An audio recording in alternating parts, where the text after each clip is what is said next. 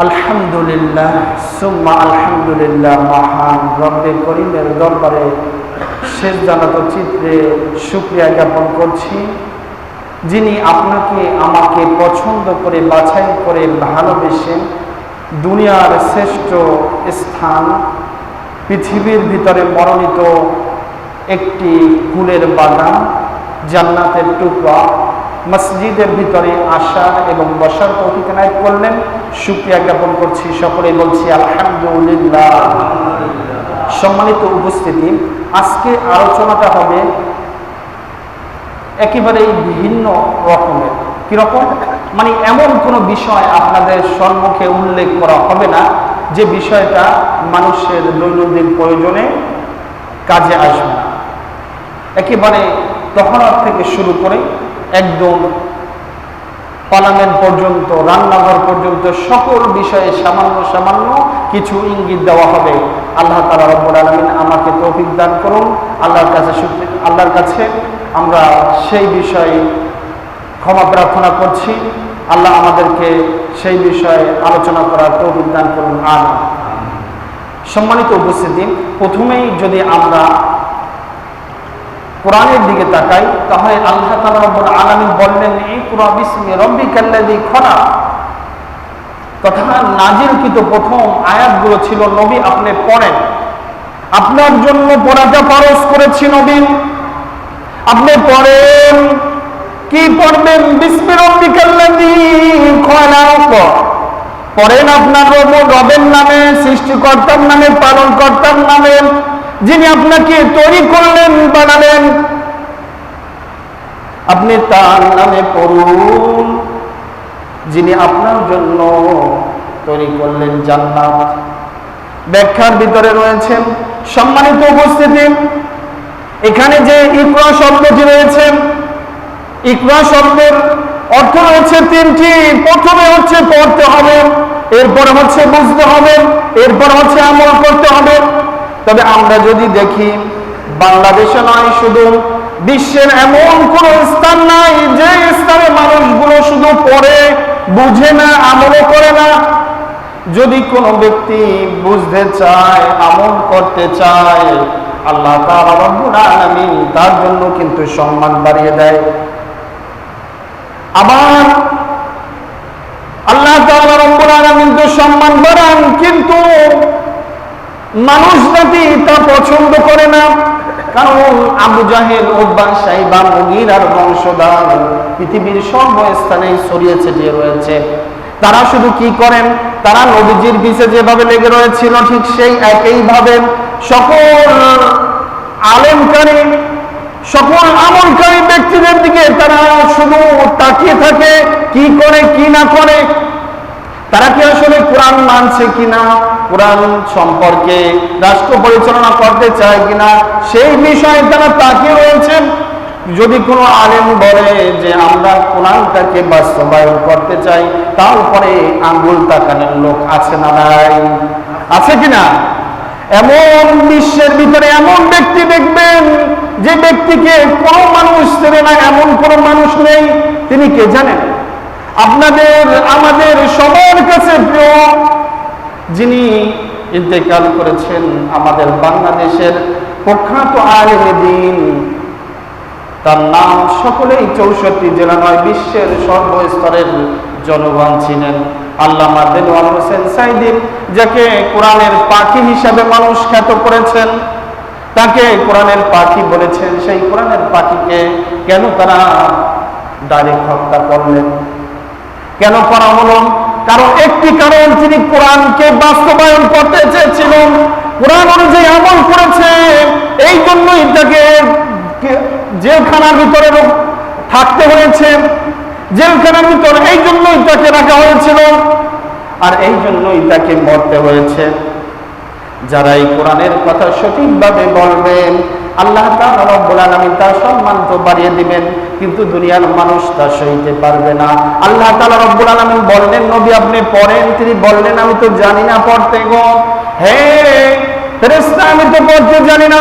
তিনি তাকে আলিঙ্গন করলেন, আবার ছেড়ে দিলেন, আবার বললেন পড়ো, বললেন পারি না, আলিঙ্গন করলেন, ছেড়ে দিলেন।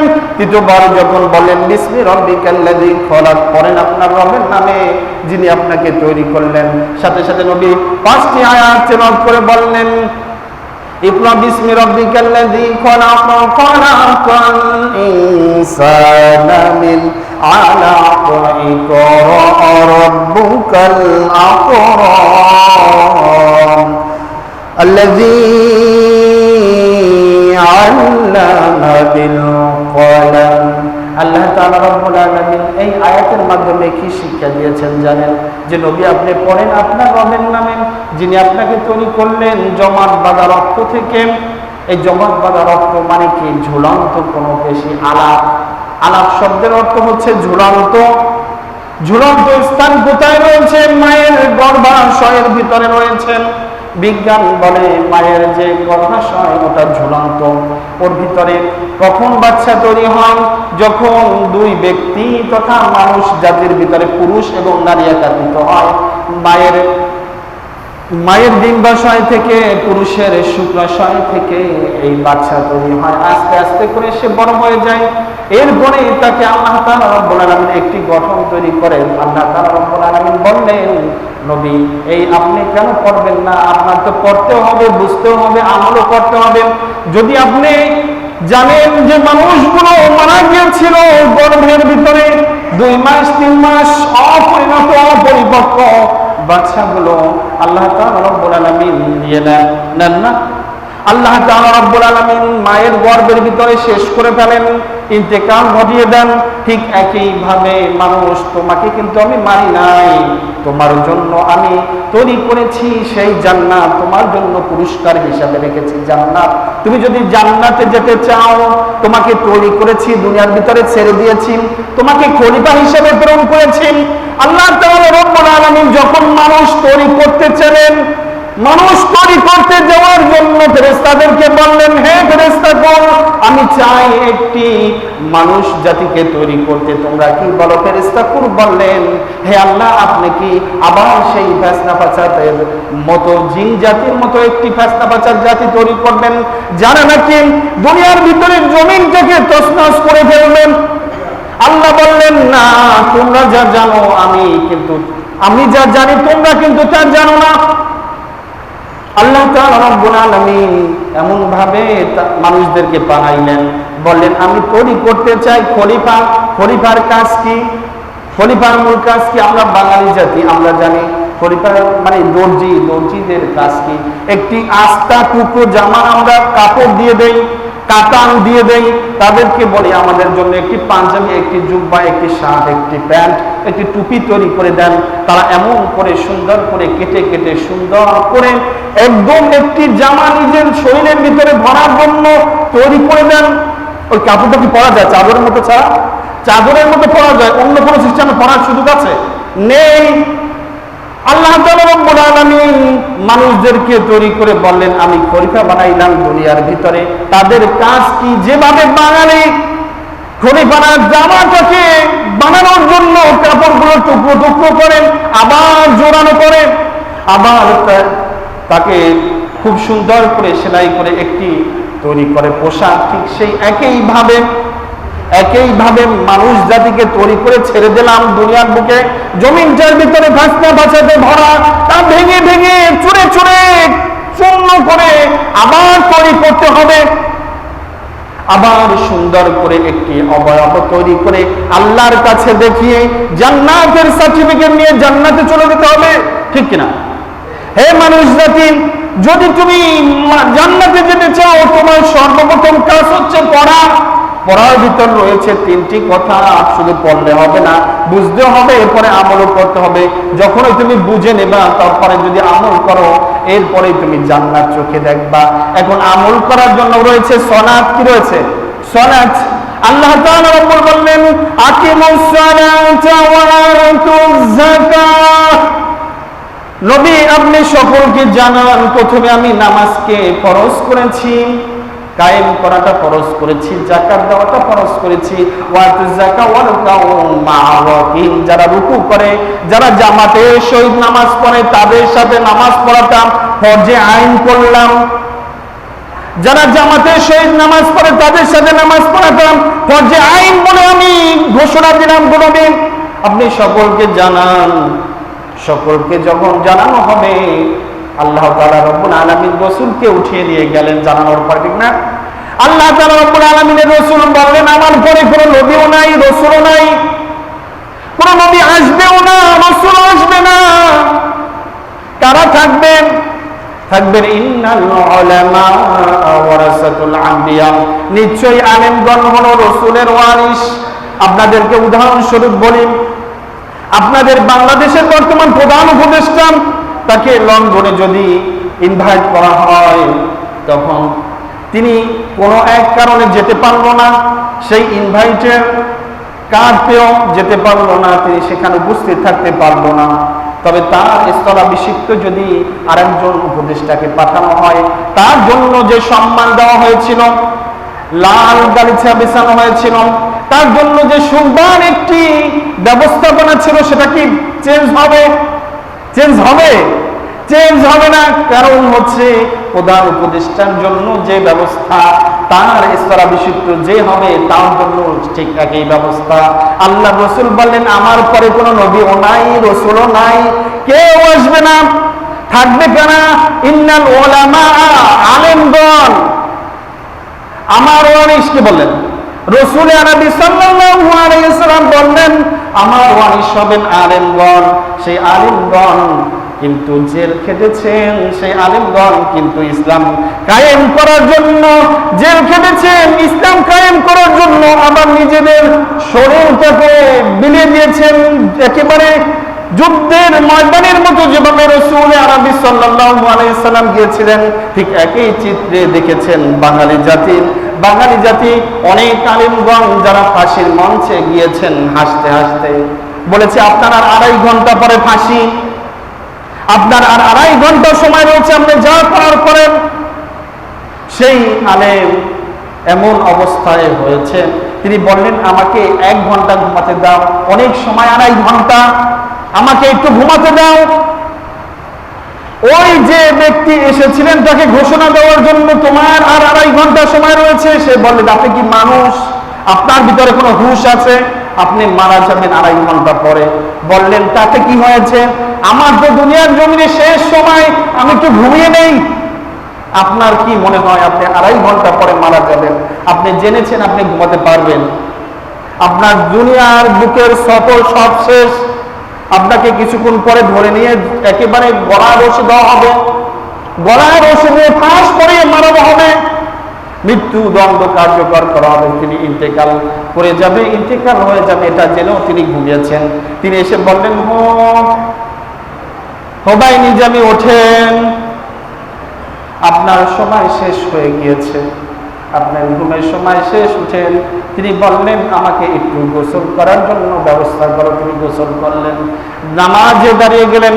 নামাজে গিয়ে তিনি সেজদাগুলো যেভাবে তিনি দাঁড়িয়েছিলেন রাসূলের সেই হাদিস অনুযায়ী, রাসূল যতক্ষণ দাঁড়িয়েছিলেন ঠিক ততক্ষণ রুকুতে ছিলেন, ততক্ষণ রুকু থেকে দাঁড়িয়েছেন, দাঁড়িয়ে আবার সেজদা করেছেন, সেজদার মধ্যখানে ততটুকু সময় দিয়েছেন। ঠিক একইভাবে নামাজ শেষ করা হলো। নামাজ শেষ করে তিনি হাতটা দুটা আল্লাহর দিকে ফিরিয়ে বললেন হে আল্লাহ, তুমি আমাকে সহ দুনিয়ার সকল শহীদদেরকে কবুল করো শহীদ হিসাবে। তার ছেলেরা যখন দেখা করতে এসেছে তখন তিনি বলেছেন বাবা তোমার মাকে আমার এই খবরটা দিও না, যদিও দাও তাকে তার সাথে তোমাদের সাথে নিও না, তিনি ভেঙে পড়বেন। ছেলের হাত দুটি ধরেছে, বলছে বাবা দুনিয়ার বুকে সফর আমার শেষ, আমি এটাই চেয়েছিলাম আমি যেন শহীদ হই। আপনি কি পারবেন এরকমের ইসলামের জন্য ত্যাগ করতে? দুনিয়ার জীবন শেষ হয়ে যাবে জানছেন। তিনি কিন্তু ওই সময় যদি রাষ্ট্রপতির কাছে ক্ষমা চায় তাইলে তাকে ছেড়ে দেওয়া হয়। তিনি কারো কাছে দুনিয়ার বুকে নত হন নাই, নত হয়েছেন একমাত্র আল্লাহর কাছে। আর এখন আমরা বাঙালি জাতি নয়, শুধু বিশ্বের এমন কোন জাতি নই, মুসলিম থেকে শুরু করে হিন্দু খ্রিস্টান বৌদ্ধ সকলেই নত হই একেবারে ক্ষমতার কাছে। কিন্তু এই যে একটি দল বাংলাদেশ জামাত ইসলামী, আমি আসলে এটার নাম আপনাদেরকে কেন বলছি, যে এই বাংলাদেশ জামাত ইসলামী এরা কারো কাছে প্রথম থেকে এ পর্যন্ত নত হন নাই, হবেও না। আল্লাহ রাসূল নবী সাল্লাল্লাহু আলাইহি সাল্লামকে জিজ্ঞেস করা হলো কিয়ামত সম্পর্কে, তিনি বললেন, এবং দল সম্পর্কে জিজ্ঞেস করা হলো, তিনি বললেন যে সঠিক দল হবে সেটা যে দলটাকে ভাঙার জন্য, মোস্তারের জন্য এমন কোনো ব্যক্তি থাকবে না দুনিয়ার বুকে যারা তাকে অপবাদ না দিবে, অপদাঙ্গা না চালাবে। ঠিক এরকমের অপপ্রচার জামাতের উপর দেওয়া হয়েছে না, শিবিরের উপর দেওয়া হয়েছে না, কিন্তু তারা ভেঙে যান নাই, মস্তায় নাই। সেই পাকিস্তান লগ্ন থেকে এখন পর্যন্ত তারা ঠিক একইভাবে রয়েছে। সম্মানিত হাজিরিন, জামাতের সুনাম করার জন্য বসে নাই আমি, আসলে আপনাদেরকে তাদের যে ফাঁসির কাস্টে ঝুলেছে, তারা যে কিভাবে তাদের মনটা কত বড় ছিল, তারা কি আসলে আল্লাহ রসুলের সেই নায়েবে আমির ছিল কিনা সেটা বোঝানোর জন্য বলেছি। কারণ আল্লাহ রসুল বলেছেন ইন্নাল উলামা ওয়ারাসাতুল আমবিয়া, নিশ্চয়ই আলেমগণ রাসূলের ওয়ারিস। রাসূল নবী সাল্লাল্লাহু আলাইহি সাল্লাম শিহাবে আবু তালিবের বন্দী ছিলেন, তিনি পাতাও খেয়েছেন, তাদের পায়খানা হয়েছে একদম যেভাবে ছাগল পায়খানা করে ঠিক একইভাবে, পানি পান নাই।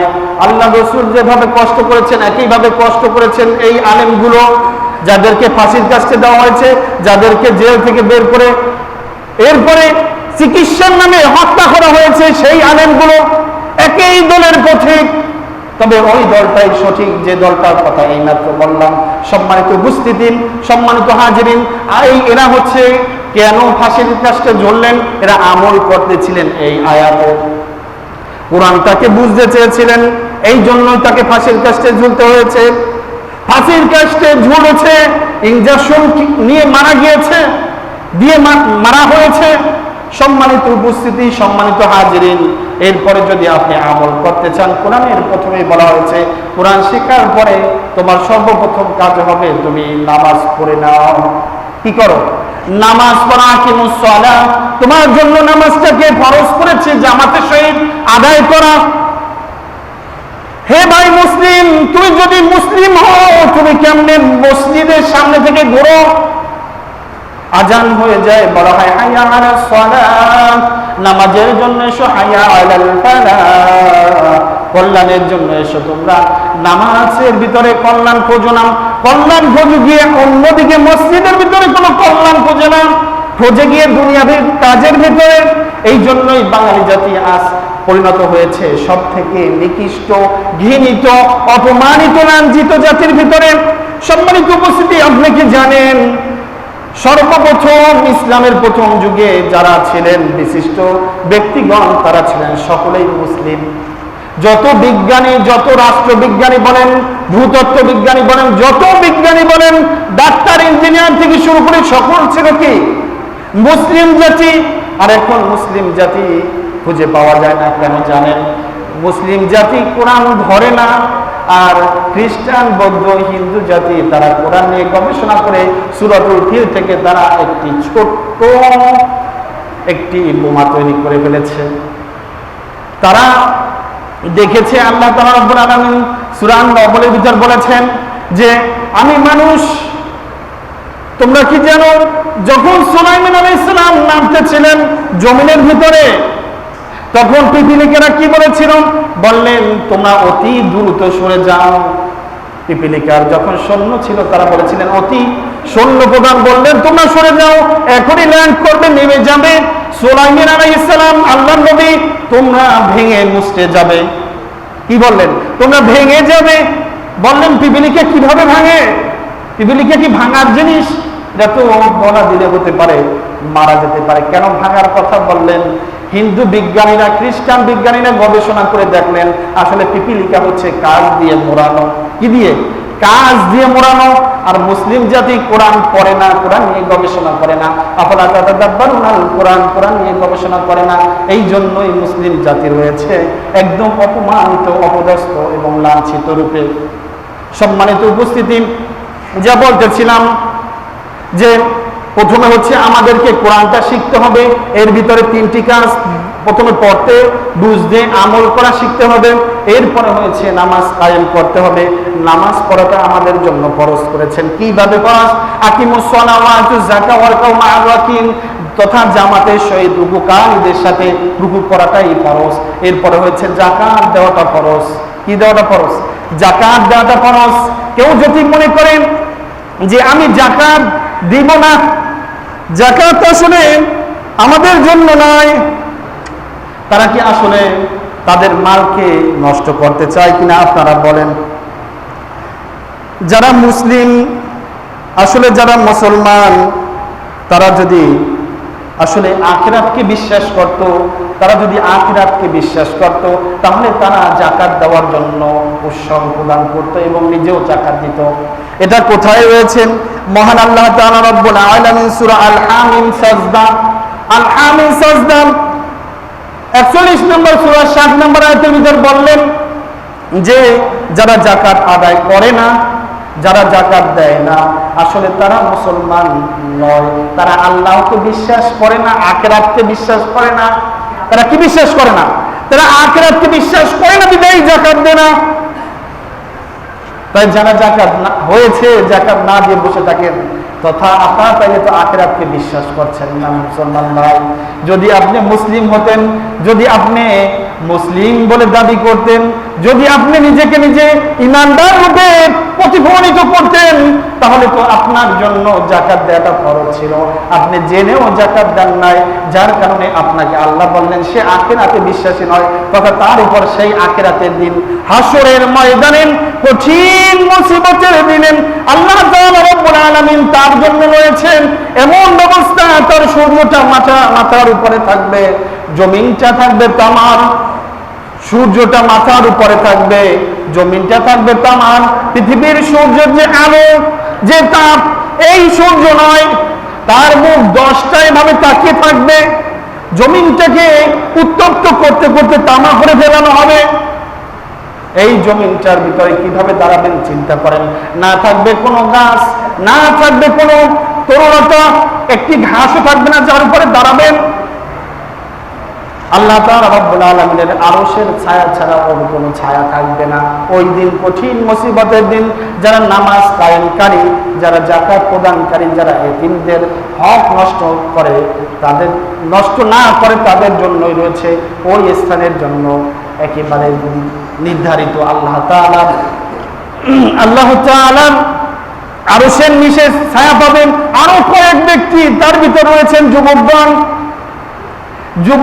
কিন্তু এখন যুবকগণ ইসলামের কাছেও আসে না, ইসলাম নিয়ে গবেষণা করে না। তারা রয়েছে ফ্রি ফায়ার, পাবজি এবং এই হ্যালো তুমি আসো ভালো, আমিও আছি এমন এমন, তোমাকে ছাড়া লাগে না ভালো, বলে না? সম্মানিত উপস্থিতি, সম্মানিত হাজিরিন, যুবকগণ নষ্ট হয়ে গেছে মোবাইলের কারণে। এখন এই জন্য কি মোবাইল ফেলে দেবেন নাকি? না, মোবাইলের ভিতরে রয়েছে, এই যে মোবাইল দেখেন, এর ভিতরে কি রয়েছে? কোরআন, হাদিস, দার্স থেকে শুরু করে সবই খুঁজে পাওয়া যায়। উদাহরণস্বরূপ আপনার মসজিদের ভিতরে একটি গ্যাস লাইট রয়েছে, গ্যাস লাইট রয়েছে, এটা দিয়ে আপনি চাইলে মসজিদের আগরবাতি, মোমবাতি এবং কয়েল জ্বালাতে পারেন। ওই একই গ্যাস লাইট থেকে আপনি বাহিরে গিয়ে সিগারেটও খেতে পারেন। ঠিক একইভাবে মোবাইলগুলো যদি ব্যবহার করেন, যদি ইসলামের পথে লাগান, কোরআনকে জানার জন্য লাগান, কোরআনকে মানার জন্য, এরপরে কোরআন নিয়ে গবেষণা করার জন্য লাগান, তাহলে মোবাইলটা ভালো।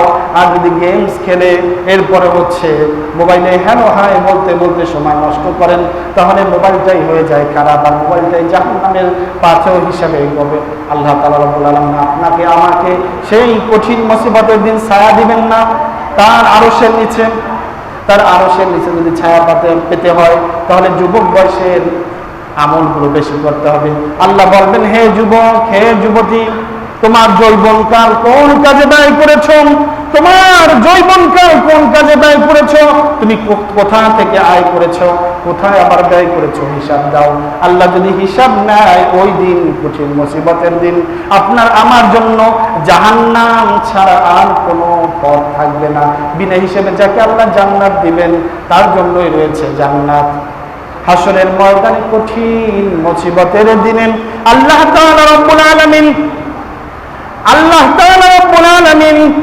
কিছু কিছু লোককে বেছে বেছে জান্নাতে আগেই পাঠাই দিবেন, বলবেন যাও তোমরা জান্নাতে চলে যাও। তারা হচ্ছেন কারা জানেন? আল্লাহ বললেন তোমরা সেজদা করো, তোমরা রুকু করো, আমাকে একটু রুকু করে দেখাও। হাসরের ময়দানে চারদিকে মানুষগুলো থই থই করবেন, ওই সময় বলবেন তুমি একটু রুকু করে দেখাও। যারা রুকু অবস্থায় থাকবেন, যারা রুকু দিতে পারবেন, তথা যারা নামাজ কায়েমকারী ছিলেন, আবার বলছি যারা নামাজ কায়েমকারী ছিলেন, এখন নামাজের অনুষ্ঠানকারী ব্যক্তি নয়, নামাজের অনুষ্ঠানকারী ব্যক্তিদেরকে চেনেন নাকি? যারা নামাজ পড়ে কিন্তু নামাজে যা পড়ে কিছুই জানে না, তারা হচ্ছে নামাজের অনুষ্ঠানকারী ব্যক্তি। নামাজের কায়েমকারী ব্যক্তি হচ্ছে নামাজে যা পড়বে বাইরে গিয়ে তা প্রতিফলন করবে। রান্নাঘর থেকে পার্লামেন্ট পর্যন্ত, একেবারে দোলনা থেকে কবর পর্যন্ত সর্বস্তরে কোরআনের আইন যারা বাস্তবায়ন করবে তারাই হচ্ছে আসলে নামাজ কায়েমকারী ব্যক্তি। তাদের জন্য রয়েছে জান্নাত, তারা পারবে রুকু দিতে। যখনই বলা হবে রুকু দাও আমাকে, সকল বান্দাগুলো রুকু দেওয়ার জন্য চেষ্টা করবে, কিন্তু অনেকেই দিতে পারবেন না। যারা রুকু দেবে তাদেরকে ফেরেশতারা ধরে ধরে জান্নাতের ভিতরে দাখিল করবেন, আর জান্নাতের ভিতরে ফেরেশতাগুলো দাঁড়িয়ে থাকবেন, হুরগুলো দাঁড়িয়ে থাকবেন, বলবেন আহলান সাহলান, আসো তোমরা জান্নাতের ভিতরে। নিয়ে যে খেতে দেওয়া হবে, সর্বপ্রথম আপনাকে আমাকে সাগরের যে বড় বড় মাছ দেখেন, ওর থেকেও বড় বড় মাছের কলিজা ভুনা কি দেওয়া হবে? কলিজা ভুনা। আপনারা অবশ্যই কালো ভুনা খেয়েছেন, ঠিক না? কালো ভুনা খেয়েছেন, কেমন টেস্ট লাগে? অস্বাভাবিক টেস্ট না? এর থেকেও 1 গুণ নয়, 2 গুণ নয়, একেবারে 40 থেকে 70 গুণ পর্যন্ত টেস্ট বৃদ্ধি করা হবে জান্নাতের ভিতরে, যেটা আপনি কল্পনাও করতে পারবেন না। ওই সময় যদি জান্নাতে হিসাব ছাড়া যেতে চান, তাহলে অবশ্যই আপনাকে প্রথমে নামাজকারী হতে হবে। আল্লাহ তাআলা রব্বুল আলামিনের প্রথম যে পদক্ষেপ ছিল তা ছিল নামাজ কায়েম করা। এবং ওমরে ফারুক রাদিয়াল্লাহু তাআলা আনহু যখন ইসলাম প্রচারের জন্য বের হলেন তথা ইসলাম গ্রহণ করে নিলেন, এরপরে ওমরে ফারুক রাদিয়াল্লাহু তাআলা আনহু তিনি তাকবীর দিলেন, লিল্লাহি তাকবীর। কি বললেন? সকলে বলেন না, লিল্লাহি তাকবীর, আল্লাহু আকবার বললেন। কেউ আল্লাহ রাসূল তিনি বললেন, বললেন ইয়া রাসূলুল্লাহ আপনি কি আসলে নবী নন? বললেন হ্যাঁ আমি তো নবী। আপনার কোরআন কি সত্য কিনা? বললেন হ্যাঁ সত্য। তাহলে আপনার আল্লাহ কি আছে না নাই? বললেন আছে। তাহলে আমরা কেন প্রকাশ্যে দাওয়াত দিব না? ইসলাম গ্রহণ করার সাথে সাথে তিনি প্রকাশ্যে বের হয়ে গেলেন আর বললেন লিল্লাহি তাকবীর। পিছের লোকগুলো বললেন আল্লাহু আকবার বলেন। এরপরে তিনি একেবারে মক্কা পর্যন্ত চলে গেলেন। এরপরে ইসলামকে প্রকাশ্যভাবে ছড়িয়ে দেওয়া হয়েছে, এক একজনকে এক এক দিকে পাঠানো হয়েছে। আমরা যারা শাহজালাল, শাহপরান, ইয়ামেনীদেরকে দেখি, তারা আসলে আমাদের সেই নবীজির সহচরদের আমার সহচর তথা তাবি, তারাই হচ্ছে বাংলাদেশের ভিতরে ইসলাম প্রচার করেছেন। এর আগেও একবার বাংলাদেশে ইসলাম এসেছিল। কোন সময়? যে সময় আল্লাহ রাসূল সাল্লাল্লাহু আলাইহি সাল্লামের কাছে এমন একটি পরিস্থিতি, যখন মক্কা থেকে হিজরত করার জন্য যাচ্ছে আবিসিনিয়ার দিকে পাঠানো হচ্ছে, ওই সময় কঠিন মুসিবতের সময়, তাদের উপর অত্যাচার, নির্যাতন, নিপীড়ন চলছে। তাদেরকে আল্লাহ তাআলা রাসূল বললেন তোমরা বের হয়ে যাও, আবিসিনিয়ার দিকে চলে যাও। আবিসিনিয়ায় গিয়ে আবার তাদের যে নেতা ছিলেন তিনি বললেন তোমরা ইসলামের দিকে ছুটে যাও, ইসলামের দাওয়াত দিয়ে দাও। তারা চলে আসলেন বাংলাদেশের দিকে। বাংলাদেশের সর্বপ্রথম তারাও আল্লাহর রাসূলের ইসলামও এসেছিল। এই বাংলাদেশের জমিনে রসুলের পাঠানো পতাকা, ইসলামী পতাকাও উড়েছিল। এই বাংলার জমিনে এমন কোন ব্যক্তি ছিল না যারা ইসলাম ধর্ম গ্রহণ করেন নাই। আবার এমন একটা দিন আসবে, এমন কোন ব্যক্তি থাকবে না যারা ইসলামের পতাকা তলে আসতে বাধ্য হবে না। এখন যারা ইসলাম নিয়ে ঠাট্টা বিদ্রুপ করছেন, যারা ইসলামকে নিয়ে কটূক্তি করছে, যারা বলে আসুক তারা, দেখি তাদের দলটা কেমন হয়, দেখবো তাদের দল কেমন হয়। সম্মানিত হাজিরিন, তখন তাদেরকে আল্লাহ তাআলা রব্বুল আলামিন ওই সেই ফিলের ঘটনা বলেছিলাম কিনা, আবাবিল পাখির মাধ্যমে যেভাবে ধ্বংস করেছেন। এরপরে ওমর ইবনে খাত্তাব রাদিয়াল্লাহু তাআলা আনহু যেভাবে কচুকাটা করেছিলেন, কাফেরদের ঠিক একইভাবে কচুকাটা করা হবে বাংলাদেশের সেই কাফেরগুলোকে। উবাই ইবনে সুলুলের মতো, আব্দুল ইবনে উবাই ইবনে সুলুল, যারা আল্লাহ রসুলের পিছে নামাজ পড়েছে, আবার নামাজ শেষ করেই রসুলের বিরুদ্ধে কুরসা গিয়েছেন। যারা আল্লাহ রসুলের পিছে নামাজ পড়েছে, নামাজ শেষ করে গিয়ে রসুলের বিরুদ্ধে কুরসা গিয়েছেন, তার বিরুদ্ধে কথা বলেছে, সেই জাতির জন্য আল্লাহ তাআলা রব্বুল আলামিন এমন একটি জাতি পাঠাবেন যারা তাকে কচুকাটা করে ধ্বংস করে ইসলামের পতাকা পথ করে বাংলাদেশের জমিনে উড়াবে। সম্মানিত উপস্থিতি, সম্মানিত হাজিরিন, আল্লাহ তাআলা রব্বুল আলামিন আমাদেরকে যে কথাগুলো বললাম এর উপরে আমল করা তৌফিক দান করুন। আমিন। আসসালামু আলাইকুম ওয়া রাহমাতুল্লাহি ওয়া বারাকাতুহু।